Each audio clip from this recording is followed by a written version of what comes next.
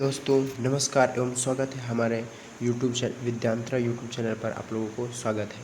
तो आज हम आप लोगों को क्लास 10th का CLA क्लास 10th का वर्णिका चैप्टर का वर्णिका बुक का चैप्टर 1 पढ़ाने वाले हैं। आज हम आप लोगों को वर्णिका बुक का चैप्टर 1 पढ़ाने वाले हैं। चैप्टर 1 पढ़ाने वाले हैं जिसका नाम क्या है, दही वाला मंगमा है। तो आप लोग बेहतरीन ढंग से सीखिएगा, समझिएगा कि इस कहानी में क्या है। इसके सभी प्रमुख पात्रों को आपको कहानी को डिटेल से समझाया जाएगा। तो चलते हैं आगे की कहानी में। जैसे कि आप लोग यहाँ पर देख सकते हैं, पहले समझते हैं कि दही वाली मंगमा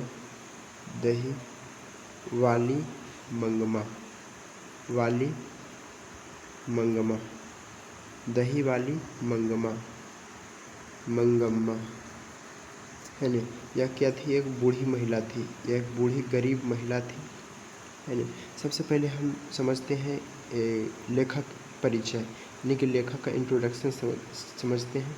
उसके पहले हम आप लोग नीचे चलते हैं हम लोगों को लेखक इंट्रोडक्शन पर लेकर के। यहाँ पर आप लोग देख सकते हैं, सबसे पहले आप समझते हैं लेखक इंट्रोडक्शन, है ना। यहाँ पर देख रहे होंगे आप लोग कि बिहार बोर्ड, है ना, चैप्टर 1 वर्णिका BSB 2027 दही वाली मंगमा। लेखक परिचय है, राइटर इंट्रोडक्शन। सबसे पहले लेखक परिचय के बारे में समझते हैं। इनका पूरा नाम क्या था? इनका पूरा नाम था वेंकटेश अयंगार, वेंकटेश अयंगार। इनका पूरा नाम आप लोग नोट कर लीजिएगा। इनका पूरा नाम MV वेंकटेश अयंगार था। उपनाम तो जो था श्रीनिवास कहा जाता था, इनको श्रीनिवास के नाम से जाना जाता था, है ना। उपनाम इनका क्या है, श्रीनिवास है। इनका जन्म जो है 6 जून 1891 ईस्वी में हुआ था। तो जन्म स्थान कहाँ पर है? तो इनका जन्म स्थान कोलार जिला नामक कर्नाटक में है ना। वर्तमान में कोलार कहाँ है? तो वर्तमान में मैसूर राज्य में है। वर्तमान में कहाँ है? तो वर्तमान में मैसूर राज्य में है। आगे समझते हैं, आगे इनके बारे में समझते हैं कि कथाकार ये जो थे, यह एक कन्नड़ साहित्य के, यानी कन्नड़ साहित्य के प्रमुख क्या थे? कथाकार थे, कहानी भी लिखते थे, उपन्यासकार थे, नाटक भी लिखते थे, ड्रामा, और आलोचक भी थे, आलोचना भी लिखते थे, है ना। तो ये अलग अलग प्रकार के साहित्य होती है जिनमें इनका महत्वपूर्ण योगदान रहा है। अब यहाँ पर उन्हें प्रसिद्ध, यानी कि ये प्रसिद्ध फेमस किस रूप में थे? तो उन्हें कन्नड़ साहित्य का एक वरद पुत्र कहा जाता है, यानी कि वरद पुत्र भी कहा जाता है, भी माना जाता है ना। उसके बाद आगे समझते हैं कि कन्नड़ हिंदी, यानी कन्नड़ हिंदी में ट्रांसलेटर, यानी कि ये जो है कन्नड़ भाषा में, ये क्या है, ये कहानी जो है दही वाली मंगमा क्या है, कन्नड़ भाषा में है। उसको हिंदी में अनुवाद कौन किए थे? हिंदी में अनुवाद BR नारायण। कौन किए थे? BR नारायण किए थे हिंदी में अनुवाद। आगे समझते हैं कि उनको जो है सम्मान कब मिला, किनको? तो वेंकटेश अयंगार जी को सम्मान कब मिला? तो उनको जो है एक प्रमुख कन्नड़ साहित्य में साहित्य अकादमी पुरस्कार मिला है। क्या है? ये क्वेश्चन पूछा जाता है कि साहित्य अकादमी पुरस्कार किनको मिला? तो कन्नड़ साहित्य में साहित्य अकादमी पुरस्कार किनको मिला? तो क्या बताना है? तो वेंकटेश अयंगार जी को बताना है ना। उसके बाद आगे देखते हैं कि यह क्या है, यह एक कहानी है जिसमें एक सास और बहू की कहानी के बारे में बताया गया है कि एक सास और बहू के बीच में क्या दिक्कतें होती हैं, उसके बारे में बताया गया है ना। सन्ना कथेलेगु को सन 1938 से पुरस्कार मिला, यानी कि एक कहानी लिखा था, एक रचना था सन्ना कथेलेगु, उन पर जो है उन पर भी एक पुरस्कार मिला 1938 में। ऐसे इसको कन्नड़ साहित्य में साहित्य अकादमी पुरस्कार मिला था, और सन्ना कथेलेगु में सन 1938 में इनको पुरस्कार मिला। आगे की बातें समझते हैं, बात को हम लोग समझते हैं कि आगे की बात क्या है। उससे पहले आप लोग ऊपर चलते हैं, आप लोग कुछ फ़ोटो दिखा देते हैं, है ना।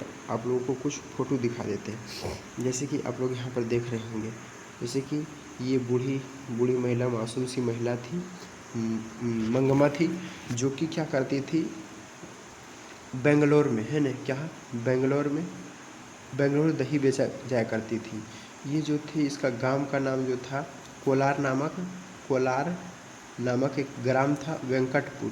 क्या था? वेंकटपुर। पूछा जाएगा कि किस गांव से, गांव का नाम क्या था, दही वाली मंगमा का नाम क्या था, तो क्या बताना है? वेंकटपुर। कोलार जिला के वेंकटपुर नामक ग्राम में ये निवास करती थी। और वहाँ से जो है ना, कोलार से दही ले करके माथा पर कहाँ जाती थी? बेंगलोर बेचने, है ना, बेंगलोर बेचने। और ये जो थे, कौन कह रहे हैं, ये बता रहे हैं कहानी, वेंकटेश अयंगार जी बता रहे हैं, है ना। ये जो है वेंकटेश अयंगार जी बता रहे हैं, यानी कि इनके माँ के पास ही जा कर के ये बैठा करती थी, है ना। ये यानी कि कोई भी महिला का जानते हो कि महिला को क्या होता है कि एक न एक कोई होता है कि जिसके पास अपना बात शेयर करता है ना, कि जानो हो हमारा बेटा पुता हुआ, ऐसे करो है, वैसे करो। जहाँ तक आजकल की जो होती है, सास भी होती है ना, कि अपना बहू के जा कर के अथी करेगा, चुगली करेगा कि हमारा सास ऐसा हो, हमार बहू ऐसा हो, ई को ये तो ही नहीं करो है। तो उसी प्रकार से ये जो है लेखक की माँ के, है ना, माँ की यहाँ अपना सारा शिकायत करती थी अपने बहू के बारे में, है ना। दही भी बेचती थी वहाँ जा कर के, और क्या कहती थी? दही ले लो दही, है ना, क्या कहती थी? दही ले लो दही। अब क्या होता था कि ये दही जब लेकर के जाती थी, इसका एक ट्रिक है कि ये जब दही लेकर के जाती थी तो क्या होता था, कान में गिर जाता था तो कान पर लग जाता था। क्या होता था? कान पर लग जाता था। इसलिए ये क्या है, कन्नड़ भाषा में। तो आप लोग भाषा आदि करने में कोई दिक्कत नहीं होगा, कि मतलब जब इसका जो है कान में लग जाता था, क्या होता था, इसका कान में लग जाता था। दही जब बेचने ये उठा करके ले जाती थी माथा पर, तो इसका कान में लग जाता था। इसीलिए क्या है, कन्नड़ भाषा में, है ना। श्रीनिवास जी, तो दही वाली मंगमा के लेखक कौन है? श्रीनिवास जी हैं। और वो जो क्या करती, कौन सी भाषा में है? पूछा जाएगा कौन सा भाषा में है, तो कन्नड़ भाषा में है। अब समझते हैं आगे की कहानी। तो ये क्या करती थी कि वेंकटेश कोलार नामक जिला से, है ना, वेंकटेश नामक ग्राम से होकर के बेंगलोर दही बेचा जाया करती थी डेली, है ना, डेली इसका काम था दही बेचना जाया करना। उसके बाद ये थी महिला, ये महिला जो दिख रहे हैं आप लोग, ये उनका बहू थी। आप लोग देख रहे हो कितना गुस्सैली टाइप के है, एकदम दुइयों में जो है पटरी नहीं बैठता था। एक दिन जो क्या था कि ये जो थी अपने बेटा को पीट रही थी। क्या कर रही थी? ये जो थी महिला अपने बेटा को पीट रही थी। तो जानबे करते हो कि अगर कोई पोता के अगर पीटते देखे, अगर कोई बहू, अगर कोई बूढ़ी देख ले तो मना करवे करता है। तो ये भी उसी तरह से बोली, क्यों रे राक्षसी, पूछा जाएगा आपको एग्जाम में, क्यों रे राक्षसी, क्यों बेटे का पीट रहे हो, क्यों पीट रहे हो?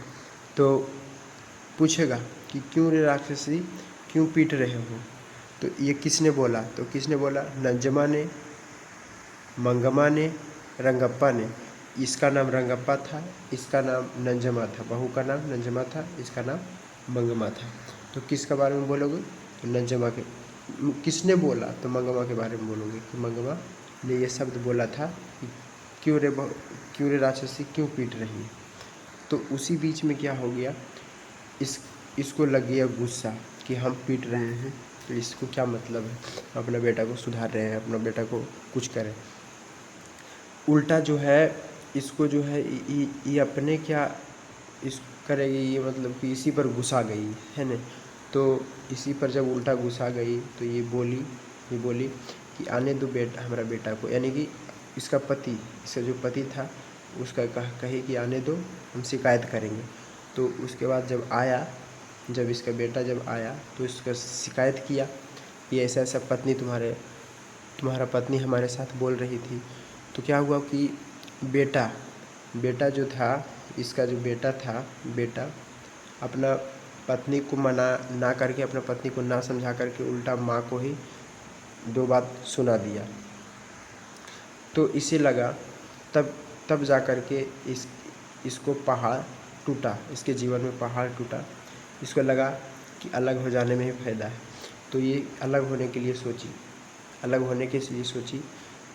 तो क्या हुआ कि इसका सारा बर्तन तर्तन जो भी था अलग साइड कर दिया गया, है न। तो बोली बेटा कि ठीक है, अलग होना चाहती तो अलग हो जा। तो अलग होकर के फिर रहने लगी। और ये जब अलग होकर के रहने लगी तो वही बेंगलोर दही बेचा जाया करती थी, जिस तरह से पहले जाया करती थी अभी भी उसी बेचा जाया करती थी। अब आगे पूछा जाता है आपको परीक्षा में पूछे जाने वाले सवाल। परीक्षा में पूछा जाने वाला सवाल आपको इस तरह से है, क्या है? परीक्षा में पूछा जाने वाले सवाल किस तरह से पूछा जाता है कि दही वाली मंगमा क्या पहना करती थी? तो मखमल का ब्लाउज पहनती थी। किसका? तो मखमल का। किसका? मखमल का ब्लाउज पहनती थी। ये दही वाली मंगमा जो थी मखमल का ब्लाउज पहनती थी। क्या खाती थी? तो पान सुपारी खाती थी। क्या खाती थी? पान सुपारी खाती थी। ये अक्सर पूछा जाने वाला सवाल है, आप लोग ध्यान में रखिएगा। क्या खाती थी, क्या पहनती थी, है न। तो ये जो है अक्सर पान सुपारी खाया करती थी। अब आगे बढ़ते हैं। अब तो बेचारी अलग हो ही गई बेटा पुतू से, अकेला रहने लगी, है न, अकेला रहने लगी। अब क्या हुआ कि एक दिन की बात है कि ये क्या है, ये जो है दही लेकर के बेंगलोर बेचने गई।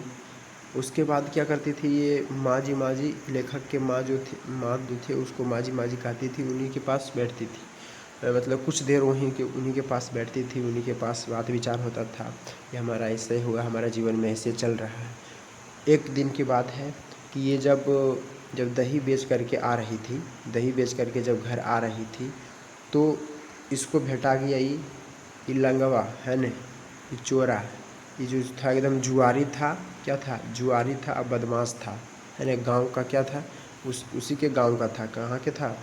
इसी के गांव का था, दही वाले मंगमा के ही गांव का था ये रंगप्पा। ये भेटा गया।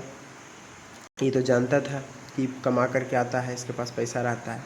तो ये जो है, ये जो पूछा जाएगा, यहाँ पर एक सवाल पूछा जाता है, नोट करने वाला सवाल, कि दही वाली मंगमा को रंगप्पा कहाँ पर मिला था पहला बार, यानी कहाँ पर मिला था? तो अमराई के कुएं का पास। कहाँ पर? अमराई के कुएं के पास ये भेटाया था। कौन? ये रंगप्पा अमराई के कुएं के पास। जब अमराई के कुएं के पास भेटाया तो इसको जो है मतलब टॉर्चर करने लगा। किसको?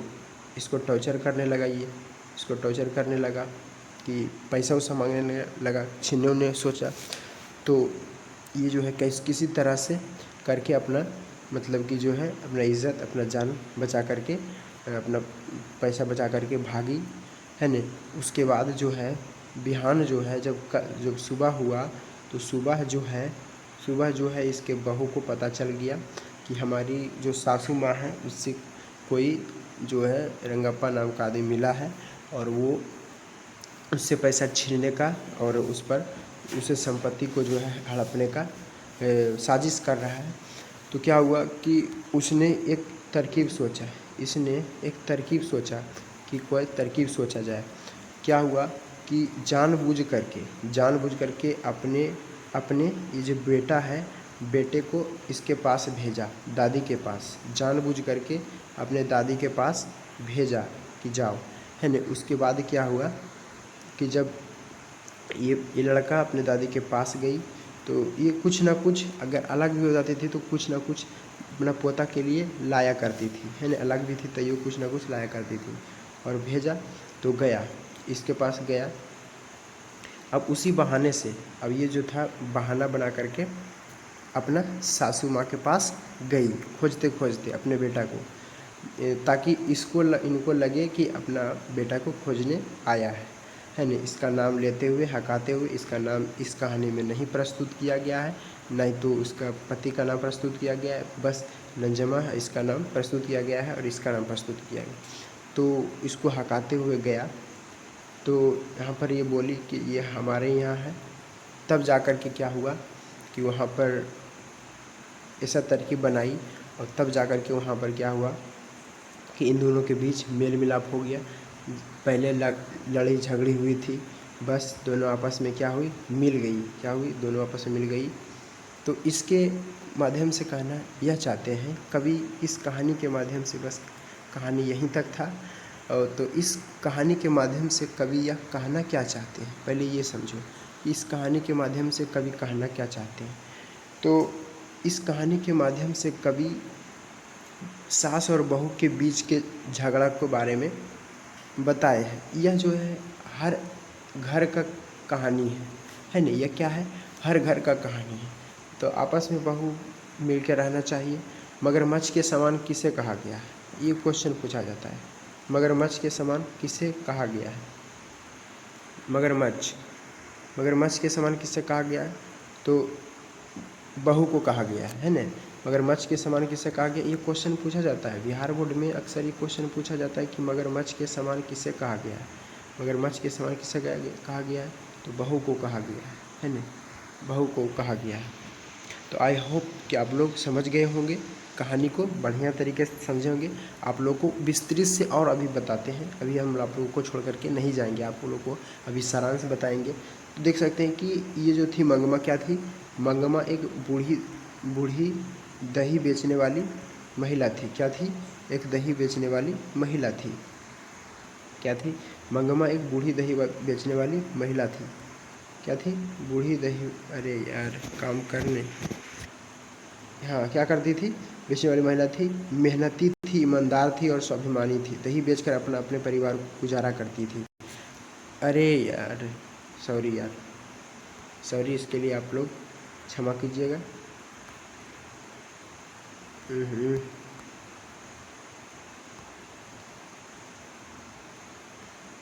थोड़ा वेट कीजिएगा आप लोग।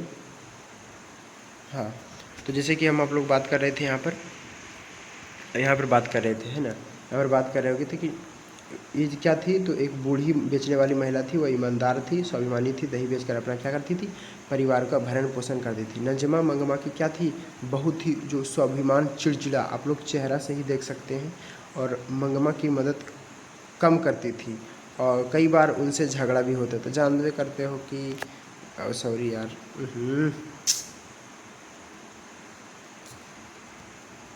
आप लोग देख सकते होंगे